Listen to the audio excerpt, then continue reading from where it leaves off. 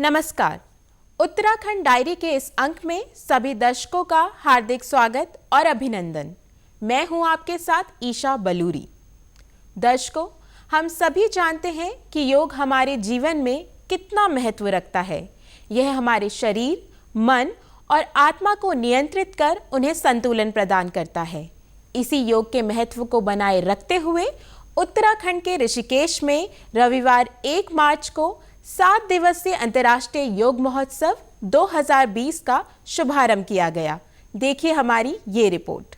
योग को बढ़ावा देने के लिए ऋषिकेश मुनि की रेती में पावन गंगा के निर्मल तट पर गढ़वाल मंडल विकास निगम के गंगा रिजॉर्ट में दिनांक 1 मार्च से 7 दिवसीय अंतर्राष्ट्रीय योग महोत्सव का आयोजन किया गया।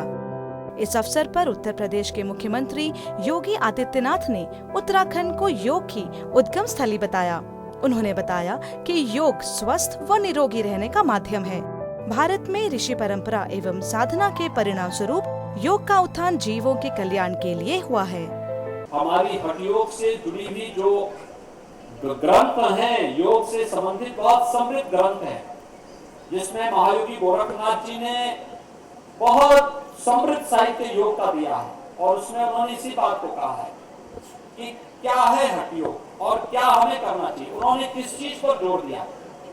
उन्होंने कहा ये शरीर जो हमारा है, इस शरीर के शोधन के 7 साधन है और शरीर की शुद्धि के बगैर हम लोग योग की किसी भी पद्धति में, किसी भी विधा में पारंगत नहीं हो सकते। लेकिन हठ योग में इसे 7 साधनों में ही समेट करके शरीर की शुद्धि के साथ इसको जोड़ने का कार्य किया है। उत्तराखंड को स्वयं इसका प्रतिनिधित्व करते हुए दिखना चाहिए। और मुझे प्रसन्नता है उत्तराखंड सरकार ने और यहाँ की सरकार ने, यहाँ के माननीय मुख्यमंत्री जी ने स्वयं रुचि ली है और इस साप्ताहिक योग महोत्सव के माध्यम से देश और दुनिया को अपने साथ जोड़ा। मैं देख रहा हूं यहाँ पर भारत के भी और दुनिया के भी तमाम देशों से साधक आकर के योग की इस परंपरा के साथ जुड़ रहे हैं, जिसमें व्यापक चर्चा होने वाली है।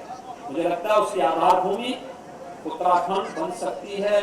उत्तराखंड है भी और उत्तराखंड में इस प्रकार के साधक आज भी मौजूद हैं। मैं इस पूरे कार्यक्रम के प्रति अपनी शुभकामनाएं देता हूं और विश्वास व्यक्त करता हूं कि मैं जो आज देख रहा था मां गंगा के इस आंचल में कितना पवित्र और किस प्रकार की आध्यात्मिकता का समावेश हम सब के अंतःकरण में करती हुई मां गंगा अपना आशीर्वाद हम सबको दे रही है। गंगा की निर्मलता और गंगा की निर्मलता के साथ हम अपने स्वयं के शरीर की निर्मलता को आगे बढ़ाने का कार्य करेंगे।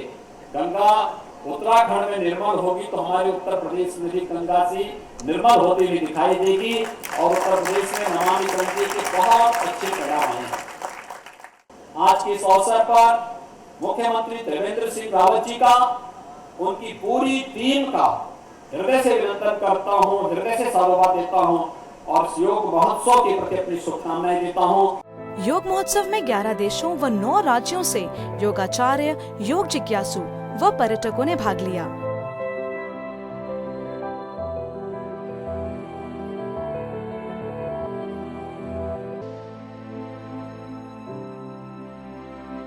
अंतर्राष्ट्रीय योग सप्ताह आज ऋषिकेश में प्रारंभ हो गया है। ये 1 से 7 मार्च तक लगातार चलेगा। इसमें लगभग कई देशों के प्रतिभागी प्रतिभाग कर रहे हैं और साथ साथ कई विश्वविद्यालय भारत के प्रतिभाग कर रहे हैं। ये बहुत सौभाग्य का विषय है कि हम इस अंतर्राष्ट्रीय योग महोत्सव को प्रतिवर्ष माँ गंगा के तट पर और इस हिमालय की गोद पर मनाते हैं।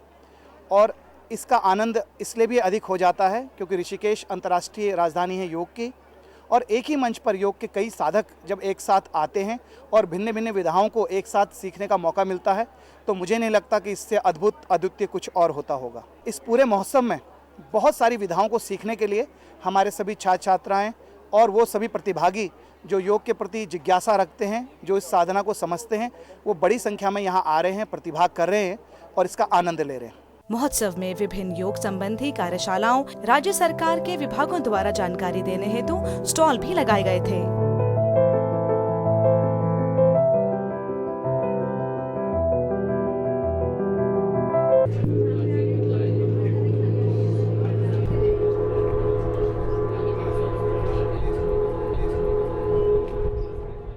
जैसा कि हम लोग जानते हैं 2021 में कुंभ मेला होने जा रहा है।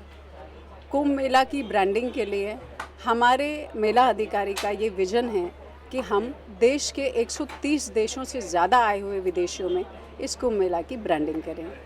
ऐसे तो डिफरेंट एम्बेसीज़ में हम लोग भेजते हैं। अंतर्राष्ट्रीय योग महोत्सव में 130 देशों से ज़्यादा विदेशी यहाँ पर आते हैं। 130 देशों के विदेशियों के बीच में हमारे कुंभ मेला की ब्रांडिंग हो रही है और ये हमारे मेला अधिकारी का विज़न है।